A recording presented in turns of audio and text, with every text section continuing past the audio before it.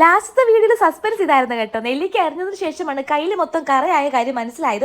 ഭയങ്കര വിഷമമുണ്ടായിരുന്നു. കാരണം എനിക്ക് അടുത്ത ദിവസം ഷൂട്ടുണ്ടേ, ഇത് എങ്ങനെ കളയണമെന്ന് ഒരു പിടുത്തം ഉണ്ടായിരുന്നില്ല. പിന്നെ അമ്മ പറഞ്ഞു കേട്ടോ, ആ കറ അങ്ങ് പോയിക്കോളും, ചെയ്യുന്ന കാര്യം കംപ്ലീറ്റ് ആക്കാൻ പറഞ്ഞു.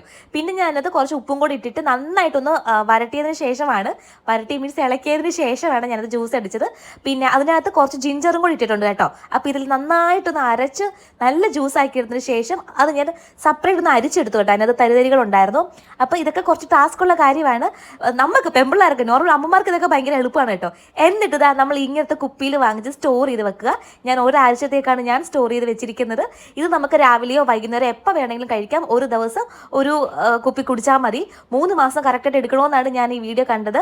അതായത് ഞാൻ യൂട്യൂബിലും ഇൻസ്റ്റയിലും ഒരു കുട്ടിയുടെ വീഡിയോ കണ്ടിട്ടാണ് ഞാൻ ഇത് ചെയ്യുന്നത്. ഭയങ്കര റിസൾട്ടാണ്. പിന്നെ ഇത് കുടിക്കാനും ഭയങ്കര കുഴപ്പമൊന്നുമില്ല കേട്ടോ, നല്ല ടേസ്റ്റ് ഉണ്ട്. അപ്പോൾ എല്ലാവരും ട്രൈ ചെയ്തോ. ടാറ്റ. എല്ലാ പ്രോഡക്റ്റും ഞാൻ ലെഫ്റ്റിൽ ടാഗ് ചെയ്തേക്കാമേ. പിന്നെ ആഹാരം കഴിച്ചിട്ട് വേണം ഇത് കുടിക്കാനായിട്ട്. അപ്പോൾ അത്രയേ ഉള്ളൂ. ടാറ്റ.